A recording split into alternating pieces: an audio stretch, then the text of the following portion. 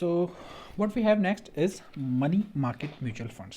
सो guys देखो, आपने mutual funds तो आपको बिल्कुल पता होंगे म्यूचुअल फंड्स क्या होते हैं। नॉर्मली म्यूचुअल फंड्स क्या होते हैं, जहाँ पर आपके जो ब्रोकर हैं वो अपने इन्वेस्टर से कुछ एक स्पेसिफिक अमाउंट जो मंथली हो या फिर हाफ ईयरली हो या ईयरली एक अमाउंट हो, उसको उठाते हैं। उस अमाउंट को कंसोलिडेट करके अलग अलग इन्वेस्टर से जो पैसा लेके कंसोलिडेट करके क्या करते हैं, एक उस अमाउंट को अलग अलग फंड्स में इन्वेस्ट करते हैं। नॉर्मल म्यूचुअल फंड में ऐसे ही होता है, और जो भी रिटर्न्स मिलते हैं वो खुद के पास भी रखते हैं और अपने इन्वेस्टर्स को भी दे देते हैं। तो ये तो नॉर्मल म्यूचुअल फंड्स होता है। तो वैसे ही ना मनी मार्केट भी एक मार्केट होती है, जहाँ पर ना मनी मार्केट इंस्ट्रूमेंट्स को ट्रेड किया जाता है। जो मनी मार्केट इंस्ट्रूमेंट्स होते हैं वो आपके होते हैं US treasury bills and commercial paper, और इसके अलावा और भी होते हैं जो शॉर्ट टर्म डेट सिक्योरिटीज़ होती हैं मोस्टली। तो यहाँ पर जितने भी मनी मार्केट इंस्ट्रूमेंट्स होते हैं ना, इन मनी मार्केट इंस्ट्रूमेंट्स को ना क्या किया जाता है, बैंक्स के द्वारा, जो आपके नॉर्मली ब्रोकर्स होते हैं वो क्या करते हैं, बैंक्स या गवर्नमेंट्स जो होती हैं वो क्या करती हैं, इन मनी मार्केट इंस्ट्रूमेंट्स के का एक म्यूचुअल फंड पोर्टफोलियो बनाती हैं। इन्वेस्टर से वो पैसा उठाती हैं, फिर उस पैसे को एक कंसोलिडेटेड फंड को अलग अलग मनी मार्केट इंस्ट्रूमेंट्स में लगाती हैं, और जो भी प्रॉफिट होता है वो अपने इन्वेस्टर्स को डिविडेंड के रूप में बांट देती हैं। तो नॉर्मल म्यूचुअल फंड की तरह ही मनी मार्केट म्यूचुअल फंड्स भी होता है। इसके अलावा the next thing we have is discount and finance house of India. अब देखो, discount and finance house of India establish हुआ था 1988 में। आरबीआई ने, रिजर्व बैंक ऑफ इंडिया ने इसको स्टैब्लिश किया था। इसमें जो हिस्सा था वो आरबीआई और कुछ पब्लिक सेक्टर बैंक्स, मोस्टली सारे पब्लिक सेक्टर बैंक्स गाइज वो बैंक्स होते हैं जो गवर्नमेंट बैंक्स होते हैं, ठीक है, और ऑल इंडिया फाइनेंशियल इंस्टीट्यूशन, ये तीनों ने मिलकर इसको इस्टेब्लिश किया। तीनों जॉइंटली ओन करते हैं, तीनों का अपना अपना हिस्सा है। अब ये बनाया इसलिए गया था, जैसे नॉर्मल आप शेयर मार्केट में आप ट्रेड करते हो, तो शेयर मार्केट में आप ट्रेड करते हो तो उसको हम सेकेंडरी मार्केट कहते हैं। देखो, हर मार्केट की दो मार्केट्स होती हैं, जैसे शेयर मार्केट के लिए भी दो मार्केट्स हैं। पहला है आपका, मतलब आप शेयर्स में जब आप डील करोगे तो उसमें भी दो मार्केट्स आती हैं, एक प्राइमरी मार्केट और एक सेकेंडरी मार्केट। तो प्राइमरी मार्केट में क्या होता है कि आपने शेयर कंपनी से खरीदा और सेकेंडरी मार्केट में जाके बेच दिया। तो ऐसे ही मनी मार्केट इंस्ट्रूमेंट्स जो होते हैं आपके, उन मनी मार्केट इंस्ट्रूमेंट्स को जब आप नॉर्मल पहले खरीदते हो, बैंक्स जितने भी हैं बैंक्स उसको खरीदते हैं, तो उस मनी मार्केट इंस्ट्रूमेंट्स को खरीदने के बाद उनको बेचना भी, मान लो उन्हें कैश की नीड है, उन्हें पैसों की नीड है, तो वो क्या करते हैं, सेकेंडरी मार्केट जो आपका DFHI ने क्या किया, इसको बनाया गया ताकि ये एक सेकेंडरी मार्केट बनाए। और सेकेंडरी मार्केट बनाने के बाद वहाँ पर जितने भी आपके मनी मार्केट इंस्ट्रूमेंट होल्डर्स हैं, जिन इन्वेस्टर्स के पास आपके मनी मार्केट इंस्ट्रूमेंट्स हैं, वो आके उस सेकेंडरी मार्केट में जाके उसको बेच सकते हैं, और कोई और आके उस सेकेंडरी मार्केट में जाके मनी मार्केट इंस्ट्रूमेंट्स को खरीद सकता है। तो ये 1988 में बनाया गया बाय आरबीआई। इसको आप कह सकते हो जैसे शेयर मार्केट में सेबी होता है, सेबी क्या करता है, गवर्न करता है पूरे शेयर मार्केट को, वैसे ही DFHI गवर्न करता है पूरे मनी मार्केट को, ठीक है। तो सेकेंडरी मार्केट को गवर्न कौन करता है, आपका मनी मार्केट के सेकेंडरी मार्केट को कौन गवर्न करता है, DFHI। मैं होपफुली आपको ये समझ आया होगा। उसके बाद आपके पास आते हैं स्पेशल इकोनॉमिक जोन्स। अब देखो गाइस, स्पेशल इकोनॉमिक जोन्स वो होते हैं, ऐसे एरियाज़ होते हैं स्पेशल इकोनॉमिक जोन्स नॉर्मली, जिन एरियाज़ में ना बिजनेसेस को छूट मिलती है बहुत सारे मामलों में।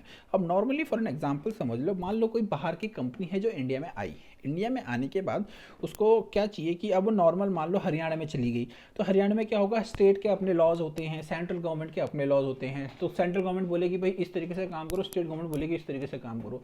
तो इन सब चीज़ों को अवॉइड करने के लिए सेंट्रल गवर्नमेंट क्या बनाती है, एक स्पेशल इकोनॉमिक जोन बनाती है हर कंट्री में। मतलब जो जो कंट्री में स्पेशल इकोनॉमिक जोन होता है तो उसे एक बनाती है। वहाँ पर क्या होता है, जितने भी बिजनेसेस हैं वो क्या करते हैं, आकर उस स्पेशल इकोनॉमिक जोन में अपना ऑफिस खोलते हैं या फिर अपना बिजनेस को सेटअप करते हैं। उसके बाद बिजनेस को सेटअप करने के बाद उनको इस बात की टेंशन नहीं होती कि भाई उनको स्टेट गवर्नमेंट से स्टेट गवर्नमेंट के रूल्स के हिसाब से भी चलना पड़ेगा, सेंट्रल गवर्नमेंट के रूल के हिसाब से भी चलना पड़ेगा। उनको सिर्फ एक ही लॉ मानना है जो उस स्पेशल इकोनॉमिक जोन के लिए जो रूल्स बने हुए हैं। तो ये इसमें फिर ज़्यादा उनको टेंशन नहीं होती अलग अलग लॉज को फॉलो करने की, उनको एक ही लॉ फॉलो करना पड़ता है। इससे क्या होता है, किसी भी कंट्री में ट्रेड बैलेंस, एम्प्लॉयमेंट, इन्वेस्टमेंट बढ़ती है, जॉब क्रिएशन होता है, इफेक्टिव एडमिनिस्ट्रेशन होता है। क्योंकि देखो, हर कंट्री का टैक्सेशन सिस्टम, हर कंट्री के रूल्स रेगुलेशन अलग अलग होते हैं, तो कंपनीज को इन सब चीज़ों को समझने में प्रॉब्लम ना हो, इसीलिए कंट्रीज क्या करती हैं, स्पेशल इकोनॉमिक जोन बनाती हैं, जहाँ पर एक स्पेसिफाइड लॉ और रूल और टैक्सेशन बनाया जाता है। यहाँ पर सारी चीज़ें बड़ी आसान कर दी जाती हैं। नॉर्मली कंट्री में कहीं और बिजनेस करने से ज़्यादा आसान इन स्पेशल इकोनॉमिक जोन में करना बिजनेस आसान होता है। तो इससे फॉरेन डायरेक्ट इन्वेस्टमेंट भी ज़्यादा अट्रैक्ट होती है कंट्री में। तो ये होते हैं हमारे स्पेशल इकोनॉमिक जोन। उसके अलावा the next thing we have is trade related intellectual property service. देखो trade related intellectual property service, जिसको हम ट्रिप्स के नाम से भी जानते हैं, ये क्या है? एक ट्रिप्स आर द जैसे हम first of all will go through the definition. TRIPS क्या है? TRIPS are one of the 14 multilateral trade agreements within the WTO। अब WTO है, TO क्या है आपका? World trade organisation. तो वर्ल्ड ट्रेड ऑर्गेनाइजेशन ना कुछ रूल्स एंड रेगुलेशंस निकालता है, सीधी बात। और जो member countries world trade organisation में जुड़ी होती हैं, जैसे पूरे वर्ल्ड में 195 कंट्रीज हैं, तो 195 कंट्रीज में से जितने भी, मैं मान लो कि 150 कंट्रीज वर्ल्ड ट्रेड ऑर्गेनाइजेशन में जुड़ी हुई हैं, तो वर्ल्ड ट्रेड ऑर्गेनाइजेशन में जितनी भी कंट्रीज जुड़ी हैं, उन लोगों को आपस में ना बिजनेस करने में बड़ी आसानी हो जाती है। कुछ रूल्स एंड रेगुलेशंस होते हैं ना, ट्रेड करने में बहुत आसानी देता है वर्ल्ड ट्रेड ऑर्गेनाइजेशन। तो इसके अंदर क्या होता है? वर्ल्ड ट्रेड ऑर्गेनाइजेशन बोलता है कि भाई एक कंट्री का जो कॉपीराइट है, मान लो कि मैं इंडिया में, मेरा बिजनेस है, ठीक है, मैंने एक प्रोडक्ट बनाया, मैंने एक ऐसा फ़ोन बनाया, ठीक है, जिसमें आप एंड्रॉयड के ऐप्स भी चला सकते हो मान लो, और एप्पल के ऐप्स भी चला सकते हो। एक अलग तरीके का इनोवेटिव मैंने एक ऐसा सॉफ्टवेयर बनाया, ठीक है। तो इस सॉफ्टवेयर के मैंने क्या ले लिया? कॉपीराइट्स ले लिए। अब कॉपीराइट्स लेने का मतलब है कि इस सॉफ्टवेयर पे मेरा ही हक है, कोई और इस सॉफ्टवेयर को कॉपी करके यूज़ नहीं कर सकता। तो अब ये जो कॉपीराइट्स है ना, जितने भी मेंबर कंट्रीज़ हैं, उन मेंबर कंट्रीज़ में कोई भी मेरे कॉपीराइट को क्या कर सकता है? अलग अपने फ़ायदे के लिए इस्तेमाल नहीं कर सकता, क्योंकि वर्ल्ड ट्रेड ऑर्गेनाइजेशन का क्या है? एक रूल है कि भैया कॉपीराइट्स को संभालने के लिए, बचाने के लिए, ट्रेड रिलेटेड कोई भी कॉपीराइट या कोई भी प्रॉपर्टी राइट्स होते हैं, प्रॉपर्टी सर्विसेज, ट्रेड से रिलेटेड, बिजनेस से रिलेटेड कोई भी कॉपीराइट्स होते हैं, उन कॉपीराइट्स को संभालने के लिए क्या करता है? WTO एक रूल बनाता है कि कोई भी WTO की कोई भी मेंबर कंट्रीज किसी भी WTO की दूसरी मेंबर कंट्री का कोई भी ट्रेड रिलेटेड राइट्स या कॉपीराइट्स को इस्तेमाल नहीं कर सकती। अगर करेगी तो क्या करना है उसको? उससे क्या, या तो पहले राइट्स खरीदने पड़ेंगे या फिर उसको कुछ कंपनसेशन पे करना पड़ेगा, ऐसे फ्री में यूज़ नहीं कर सकते। तो ये हैं आपके ट्रिप सर्विसेज में इसे आता है। अब कॉपीराइट सर्विसेज में कुछ चीज़ें आती हैं, जिसे लिखा भी हुआ है, it includes service marks, geographical indication और इंडस्ट्रियल डिज़ाइन। कुछ भी हो सकता है। मान लो आपने कोई चीज़ नई इन्वेंट करी, तो आपने उसका कॉपीराइट ले लिया। अब इंडिया में कॉपीराइट लिया, तो क्या US की कोई कंपनी उसको कॉपी करके, आपसे बिना पूछे कॉपी करके उसका इस्तेमाल कर सकती है, उसको बेच सकती है? नहीं, पहले उसको आपसे परमिशन लेनी पड़ेगी। क्यों? क्योंकि सब WTA के मेंबर्स हैं, WTO के मेंबर्स हैं, तो उनको आपसे परमिशन लेनी पड़ेगी कि सर हम आपका कॉपीराइटेड जो मटेरियल उसे हम इस्तेमाल कर सकते हैं। अगर आप उन्हें अलाउ करोगे, उनसे कोई कंपनसेशन लोगे, तब तो ठीक है, नहीं तो वो नहीं कर सकती। उसके लिए आप उनके ऊपर लीगल एक्शन ले सकते हो थ्रू WTO। तो ये है TRIPS, ट्रिप्स के बारे में हमने जान लिया। अब हमारे पास कुछ और चीज़ हैं जिसे हम कहते हैं कॉर्पोरेट गवर्नेंस।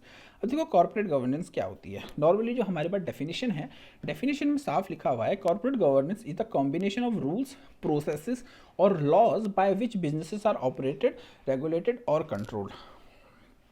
उसके आगे पहले पूरा डेफिनेशन पढ़ लेते हैं। Corporate governance essentially involves balancing the interest of companies' many stakeholders such as shareholders, senior management, executives, customers, suppliers, financiers, the government and the community. अब देखो नॉर्मली किसी भी कंट्री में अगर कोई गवर्नमेंट चलती है, तो गवर्नमेंट का क्या काम होता है? कोई भी कंपनी में जो गवर्नमेंट चलती है, उस गवर्नमेंट का क्या काम होता है? रूल्स बनाना, लॉज बनाना, कोई प्रोसेसेस को अच्छे करना, बिजनेसेस को अच्छे से, मान लो कि कंट्री को कैसे अच्छे से ऑपरेट करना है, कैसे रेगुलेट करना है, कैसे कंट्री को अच्छे से कंट्रोल करना है, यही तो काम होता है किसी भी गवर्नमेंट का।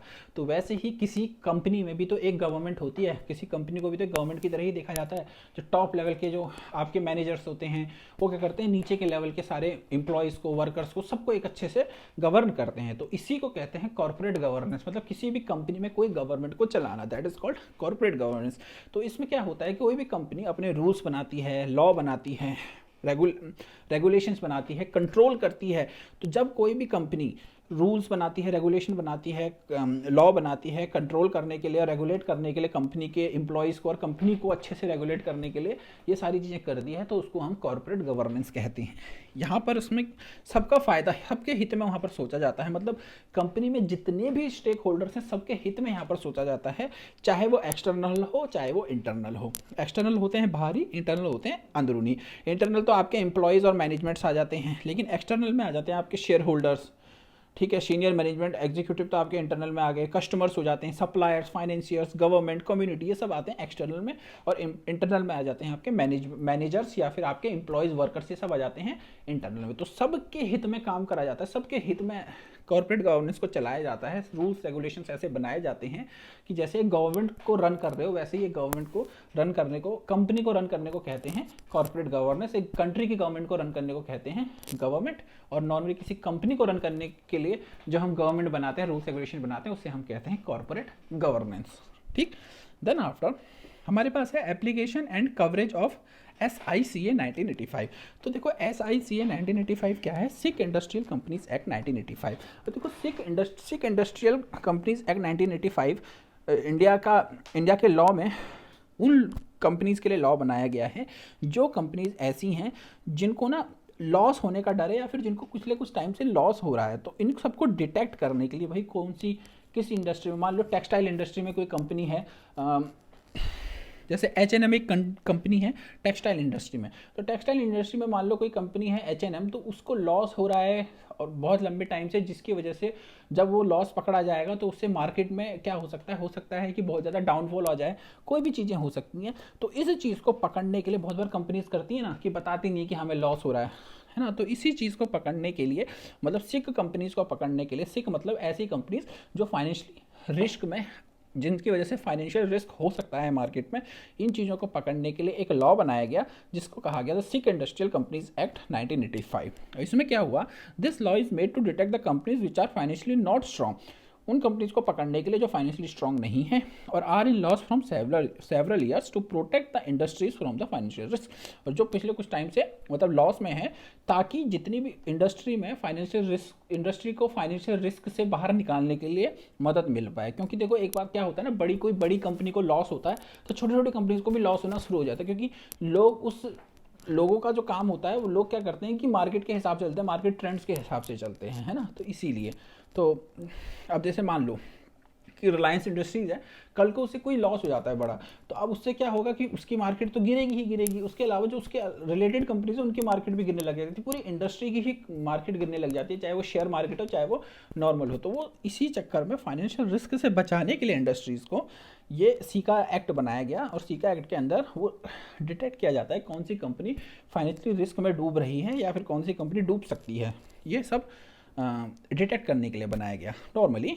और आगे कहता है लेटर इन 2003, अब देखो 2003 में क्या हुआ, सीका SICA को रिपील या रिप्लेस कर दिया गया, किससे, सिक इंडस्ट्रियल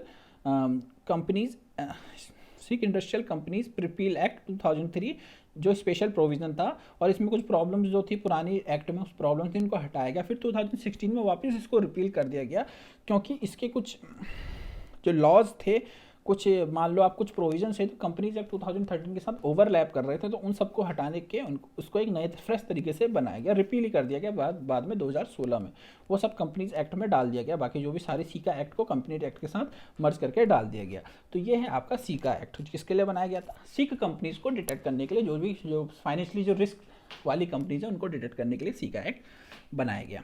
ठीक है, देन आफ्टर हमारे पास आता है एक्सपोर्ट प्रमोशन मेजर। अब देखो ध्यान रखना कि बहुत कंट्रीज़ क्या करती हैं, एक्सपोर्ट करना, हर कंट्री को एक्सपोर्ट करना है, तो एक्सपोर्ट करने के लिए कंट्रीज़ को क्या करना चाहिए, ये पड़ता है कि भाई उनको प्रमोट करना पड़ेगा एक्सपोर्ट को। जैसे मान लो हमारी कंट्री है इंडिया में, अब इंडिया में अलग अलग तरीके के प्रोडक्ट्स बनते हैं, लेकिन अभी भी चाइना जो है वो इंडिया से आगे कैसे है एक्सपोर्ट में, इवन बांग्लादेश भी इंडिया से एक्सपोर्ट में ज़्यादा अच्छा है, और बांग्लादेश के अलावा बहुत सारी ऐसी कंट्रीज हैं, छोटी छोटी कंट्रीज जो इंडिया से बेटर हैं एक्सपोर्ट्स करने में, अपने जो मैन्युफैक्चरिंग है, डोमेस्टिक मैन्युफैक्चरिंग है, उसको बाहर निकाल के पूरी दुनिया में बेच रही हैं इंडिया से छोटी छोटी कंपनीज।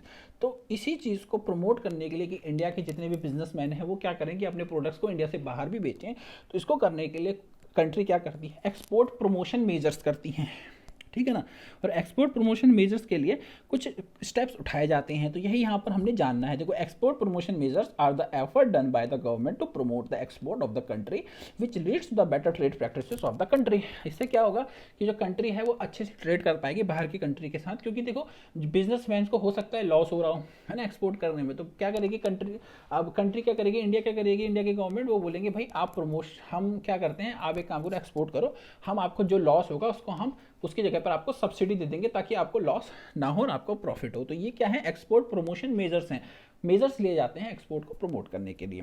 फिर कहता है the Indian government formulates the export import policies and programmes that boosted the export of the country. यही लिखा हुआ है कि एक्सपोर्ट इंपोर्ट पॉलिसीज और प्रोग्राम्स इंडियन गवर्नमेंट ने बनाए हैं ताकि बूस्ट किया जाए एक्सपोर्ट को कंट्री से बाहर भी। ठीक है, हो गया, मोस्टली आपको समझ आया होगा, छोटे छोटे टॉपिक्स हैं। Then after what we have is agreement on trade related investment